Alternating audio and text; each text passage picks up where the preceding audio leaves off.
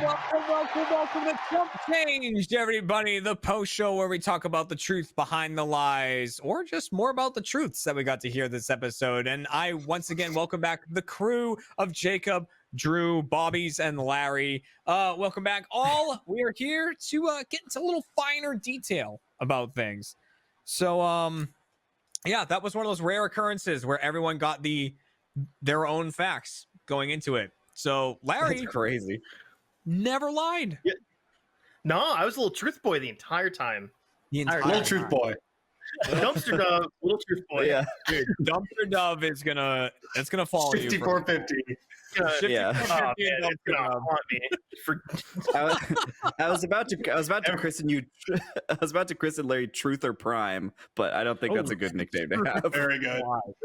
I feel like every time I'm on the show with Larry, he gets a new nickname. This is 2 for 2 for me. That's right. Yeah, you were here for 450. Yeah, were you? Yeah. And they all have hand signs because 450 is 450. Yeah. This one was born from Jeremy's flub. It just like appeared and then it became Larry. It was meant to be. Well, because the 450 was like 450 miles on a bike or something, right? Yeah, which was Drew's truth. That was true. Okay. Oh wow! But I had to tell the lie. Yeah, but Larry had to pretend. Larry had to pretend he rode 450 miles on a bike. Larry's like, "What do you want from me?" Yeah.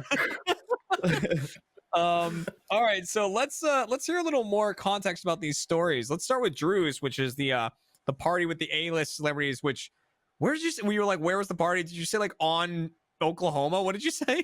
You just in Oklahoma. So we were shooting. Yeah, I was on like one of my first jobs out of college was on a Terrence Malick movie. And usually on set on Fridays, you're supposed to raise money to like give away as a lottery. It's called $5 Fridays, and you pull somebody's name out of the hat and they get all the money in the bucket. But instead of doing that, all the PAs decided that we were just going to collect money to throw parties on the weekends. And we all lived in this big hotel. The whole cast and crew all lived in this one hotel. And so we raised a bunch of money and bought a bunch of booze and then would go party on the roof every night. And it was just a normal occurrence for us to be up on the roof. And then on Friday night, one night, all the cast came and just showed up to our regular party. So they were just like hanging out with us as we were just hanging on the roof drinking. It was like, oh, I guess crazy. There ain't shit to do in this Oklahoma town. So was there any like place to be memorable experience with any of those particular celebrities, like from that party? Oh yeah. I mean, not that specific party, but like that was a common, we would party, like weekends were parties. So it was like, we got to know the cast really well. It was a lot of fun. Bunch of silly antics.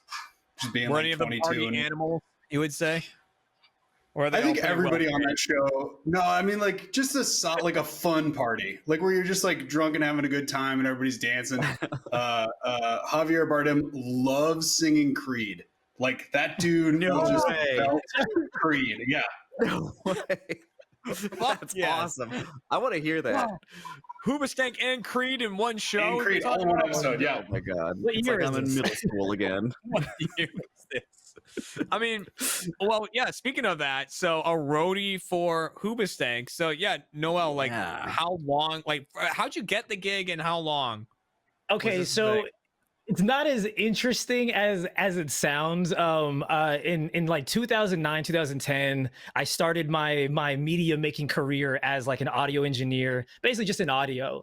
And so the school I went to is Media Tech in Dallas, and in Richardson, Texas, they had the Wildflower Festival, and Hoobastank was just playing there, and they just let us as students, which I do not advise this at all. They let us as students be the roadies for the bands, and I got Hoobastank, and like it wasn't as awesome as I thought, because I legitimately thought I was gonna meet all of them and be able to like hobnob. No, it was literally they stayed in their tour bus until they played, and then when they came out, literally the ratio of men to women was respectable by rock star proportions. It was like those 4 dudes came out, or 5, I don't know how many are in Hoobastank, and then literally like 25 plus women just come out of the bus, and I was like, all right, and then that's when I did my wave to Doug, and clearly he just didn't give a shit, and I was like, okay, that's fair, dude. I was like, cool, man, you got priorities. I'm not on the list, but I will say though,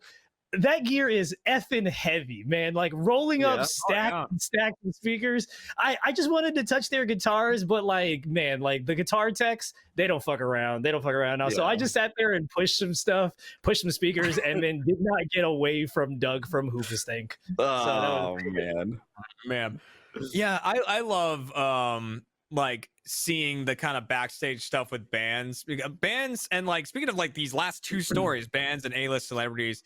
You know, a lot of people give them that kind of godlike status, you know what I mean? Yeah. But then like when you see them at parties or when you see just kind of maybe not walking out of a tour bus with 25 women, but like, you know, when you see just regular stuff happening, it's always very funny and it's always like kind of humbling to be like, oh yeah, they're just people that's just having fun. You only ever see the performance. Exactly. Right. I almost hate to admit it, but I was at a Nickelback concert one time. Yikes. Oh yeah.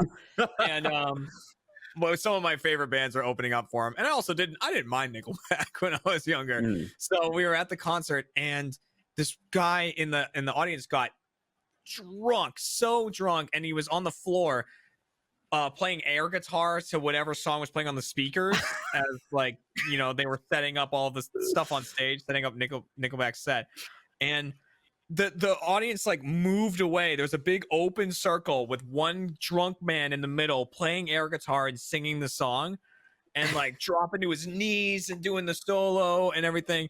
And all of Nickelback was on the stage just watching him. Like, mesmerized. That's amazing. Watching this one guy in the middle of this empty circle, like rocking out to the song. It was pretty funny to see. But oh, that's awesome. they're still playing. Yeah, they're still going. The origin of the new name now, the Dumpster Dove. The Dumpster Dove. So Larry, I had a couple questions I wanted to ask. Hearing this, Go for it. Yeah. The setup for it was your hat fell in the dumpster. Why was your head over a dumpster? How did it fall in? How did that happen? So I it was when I had first started there. I think this happened within like the first month I was at this job.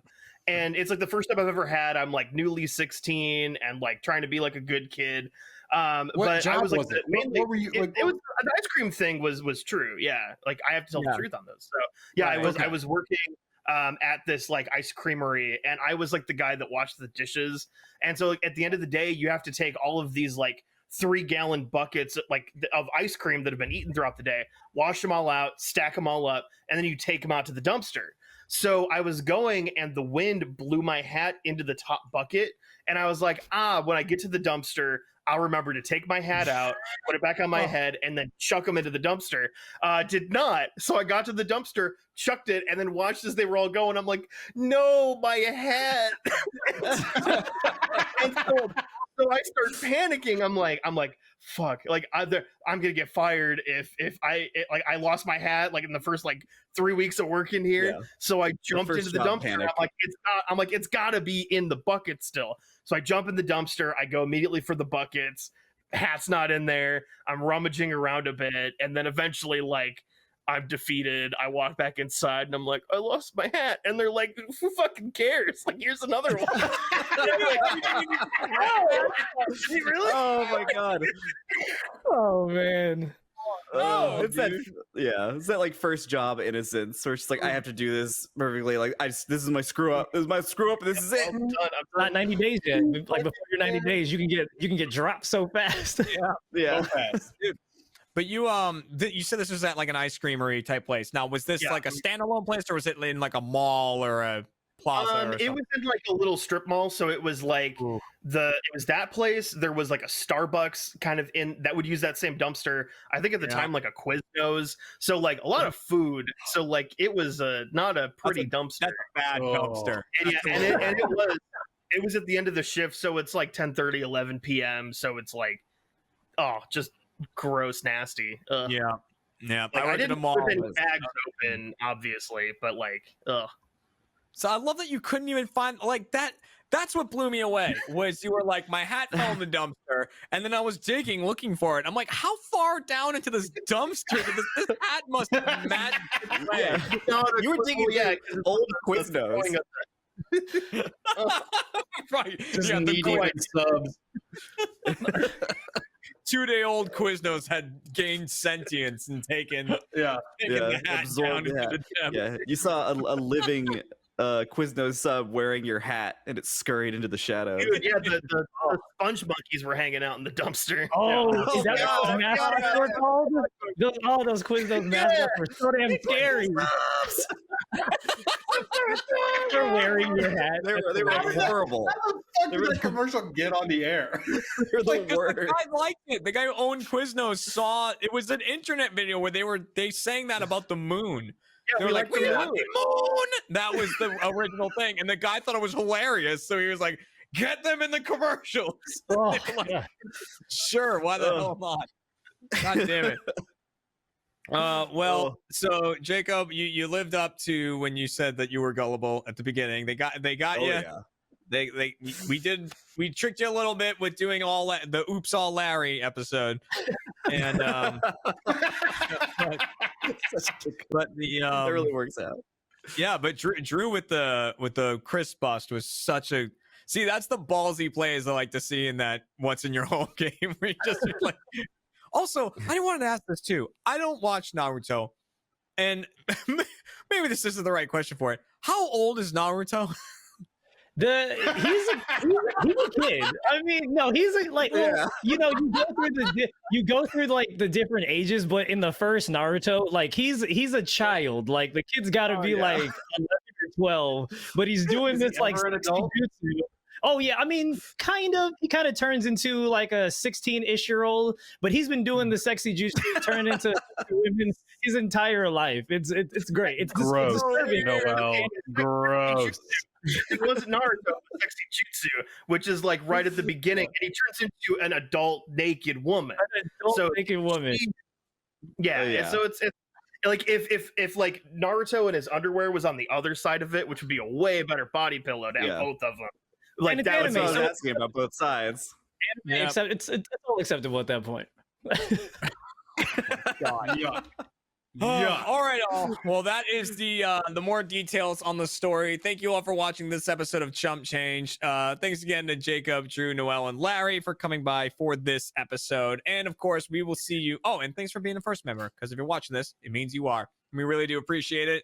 Helps us make a lot of shows like this one and a bunch of other stuff happening constantly on Rooster Teeth. So make sure to go check all that out, and we'll see you next week for more Chump and more Chump Change.